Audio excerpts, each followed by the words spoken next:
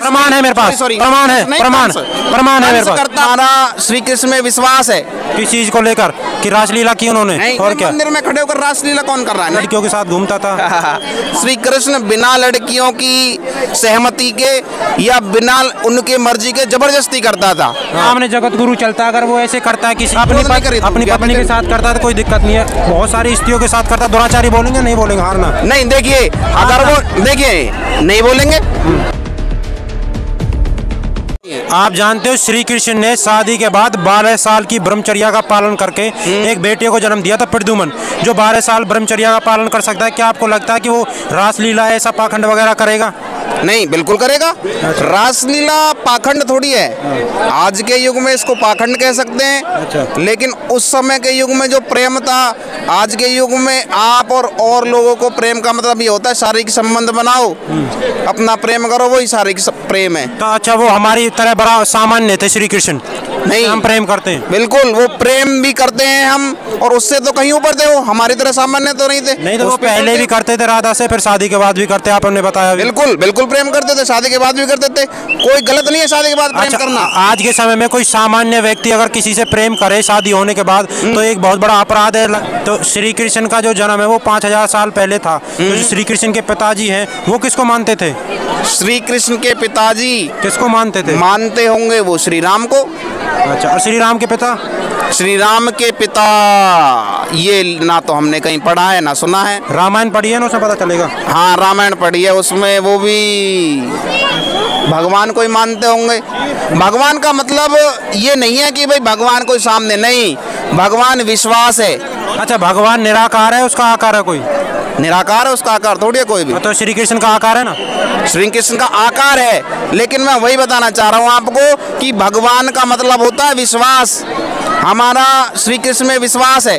किस चीज को लेकर कि रासलीला की उन्होंने? नहीं, रासलीला नहीं, उसने he was a very good management, very good manage. उन्होंने युद्ध किए हैं, करवाए हैं, और उन युद्धों के मदद से पांडवों के द्वारा कौरवों का वध कराया है। जो इस तो आप उसको तो छलिया बता रहे हैं कि उन्होंने रासलीला करी। मैंने तो नहीं कहा छलिया। नहीं, अब ये हो नहीं रहा आपके सामने, सब कुछ ये हो रहा है, ये क्या है? नहीं, ये प्रेम मंदिर में खड़े हैं, रासलीला ही तो है। नहीं, और क्या मंदिर में खड़े होकर रासलीला कौन कर रहा है? नहीं, ये है नहीं, ये सारा चल रहा है। देखिए आप यहाँ देखिए मैं बताऊँ रासलीला का मतलब क्या समझते हो? क्या लोग घूम रहे हैं या लड़कियों के साथ घूम? सुनिए, लड़कियों के साथ हाथ में हाथ लेकर घूम रहे हैं, इसको आप रासलीला कैसे कह सकते हैं? नहीं, मैं इनको नहीं, पब्लिक को नहीं बोलता। जो ये चित्र लगे हुए हैं, जो मूर्ति बनाई हुई है श्री कृष्ण की और राधा की, श्री कृष्ण को चरित्र को खराब करने के लिए जो मूर्ति बनाई हुई है, उनके विषय में बात कर रहा हूँ। अच्छा, श्री कृष्ण के चरित्र को खराब करने के लिए आप कैसे कह सकते हैं कि भाई ये मूर्तियाँ जो हाथ में लगी हुई हैं? श्री कृष्ण को स्वामी दयानंद सरस्वती ने आप पुरुष कहा। आप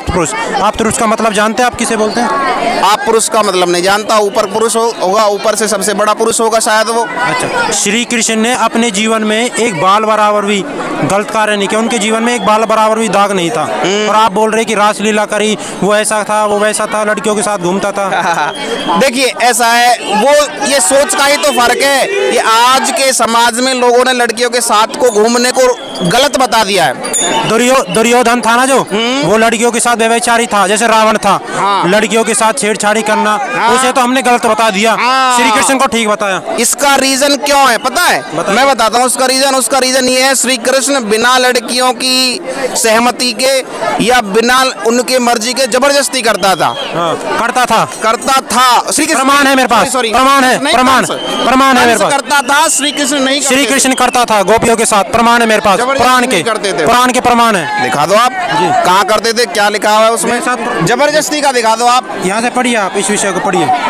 कृष्ण जमुना को भागवत पुराण स्कंद 10 अध्याय 29 श्लोक 45 और 36 में लिखा है, पढ़िए। देखो, प्रवेश किया हुआ है सतान जल तरंगों से शीतल कुंडली वहाँ श्री कृष्ण ने गोपियों के साथ रमण बाहें फैलाना, आलिंगन करना, गोपियों के हाथ दबाना, उनकी चोटी पकड़ना, जांघों पर हाथ फेरना, लहंगे का नाड़ा खींचना, सतन पकड़ना, मजाक करना, नाखून अंगों को नोच कर जख्मी करना, विनोदपूर्ण चितवन में देखना, मुस्कुराते तन क्रियाओं से नवयुवना गोपियों को खूब जागृत करके रात में रमण विषय भोग किया। देखिए इतनी तुच्छ बातें लिखी हुई है, आप उसके क्या करने के जांग पे मैं बताता हूँ क्या है, ये चीजें गलत नहीं है अगर सहमति से कर रहे हो, नहीं गलत नहीं है बिल्कुल।